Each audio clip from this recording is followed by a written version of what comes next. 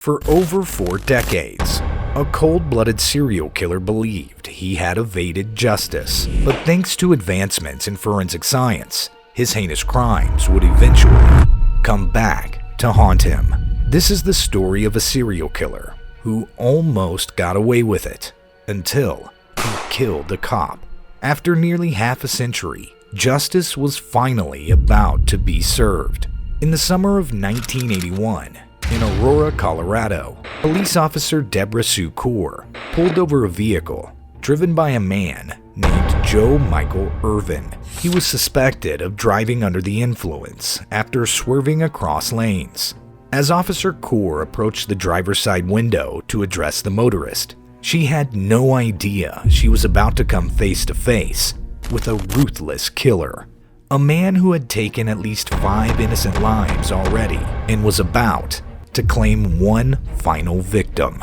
Joe Michael Irvin seemed destined for greatness. Born in 1951 in Fort Worth, Texas, Irvin was a football standout in high school. His athletic talent and popularity made his future appear bright, but inside, darkness was growing.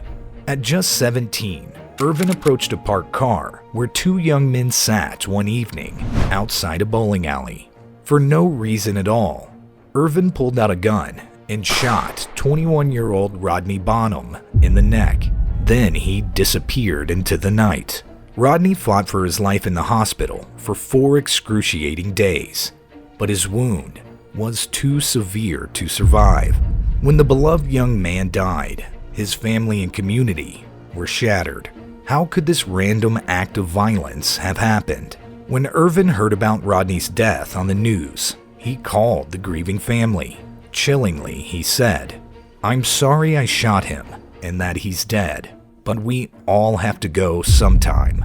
The police quickly issued a warrant for Irvin's arrest, offering a $650 reward.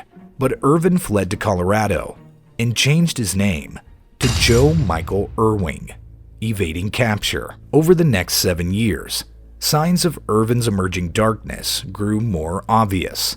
He went on a crime spree, committing assault, rape, and other offenses. When caught, he received minimal punishment.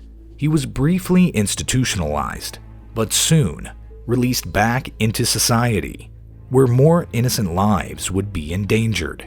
Irvin's first known murder victim in Colorado was Madeline Fury Livaday, a 33-year-old mother of 2 young daughters. In December 1978, 33-year-old Madeline Fury Livaday was stabbed to death in her Denver home. Madeline was a loving mother of 2 young daughters whose lives were shattered that day. When a knock came at the door, Madeline likely thought it was a friend or neighbor, but it was Joe Michael Irvin, who forced his way inside and viciously stabbed her multiple times in her own bedroom. At the time, Denver police were overwhelmed by a high number of murders in the city, so Madeline's case failed to get the attention it deserved. Her grieving family received no answers. Her brutal murder went unsolved, and the killer roamed free. In 1980, 2 more innocent women lost their lives at the hands of Joe Michael Irvin in Denver. 53-year-old Dolores Barajas was brutally stabbed to death while walking to her job at a downtown hotel. A hard-working woman just trying to get to work, Dolores was ruthlessly attacked and left to die alone on the street. 27-year-old Gwendolyn Harris also met a tragic fate months later. Gwendolyn disappeared after leaving a lounge one night. She was discovered stabbed to death in Montbello back in December 1980, and it shook the whole community. 2 women, different ages, no connection, but both had their lives cruelly stolen by the same killer. Denver police made no arrests and had no suspects. With limited resources, Dolores and Gwendolyn's murders went cold. Their families were left with endless grief, pain, and unanswered questions that lingered for decades. Dolores was a dedicated hotel employee. Gwendolyn had her whole future ahead of her, but their stories were cut short by senseless violence. Though they found no justice in their time, we remember them now and mourn the loss of 2 more innocent lives at the hands of a killer who was allowed to roam free. Irvin's crimes grew even more disturbing in 1981 when he murdered 17-year-old Antoinette Parks, who was 6 months pregnant at the time, but Irvin showed no mercy. He stabbed her multiple times in a violent frenzy, taking 2 innocent lives. After a heated argument with her boyfriend, Antoinette stormed off on foot, only to lose her life in an act of violence. When her body was discovered near a trash bin, the pain reverberated through the community. She wasn't even old enough to vote, but already the victim of the worst crime imaginable. He robbed this young expectant mother of all her hopes and dreams in the most brutal way imaginable. This young expectant mother was shown no humanity by her killer, but we will not forget. Antoinette's brutal murder went unsolved for decades, leaving her family without justice or answers. Because the murders spanned multiple years and jurisdictions, and the victims seemed to have no connection, police did not identify a pattern or suspect a serial killer was roaming free. Tragically, Irvin's one-man rampage could have been halted earlier if cops had connected the dots between these cold cases. But Irvin's reign of terror finally came to an end in June 1981 after he was pulled over by Aurora police officer Deborah Sue Kaur on suspicion of drunk driving. As she tried to handcuff him, this ruthless killer fought back. He wrestled away Deborah's gun and shot her in the head, stealing this brave officer's life in an instant. 19-year-old Glenn Spies heroically stopped to help Deborah, only to be shot as well by Irvin. But Glenn miraculously survived. With no regard for human life, Irvin fled the scene and briefly went free once again.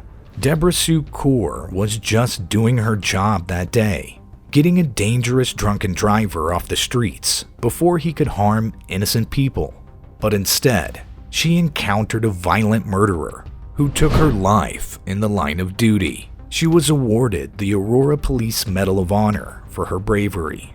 Irvin was quickly tracked down, hiding in his apartment, and his time evading justice for his many horrific crimes had finally run out. He was charged with Deborah's murder and the attempted murder of Glenn Spies. But despite facing hard evidence, Irvin took the coward's way out. In his jail cell, he created a makeshift rope made from pieces of towels and hanged himself rather than face trial. He denied Deborah's loved ones the closure of seeing him sentenced and punished. For over 40 years, the murders of Madeline, Dolores, Gwendolyn, and Antoinette remained unsolved cold cases. There seemed to be no connection between the victims. Each grieving family endured endless pain and the torture of unanswered questions. They desperately sought closure, but found none. But in January 2022, through advancements in DNA evidence and genetic genealogy services, Denver police positively identified Irvin as the perpetrator of all 4 killings, as well as the murder of Officer Kaur. Finally, after almost 41 painful years, long overdue answers emerged. The family's steadfast faith that justice would one day be served was rewarded. The man responsible for such immeasurable heartbreak and loss was unmasked at last.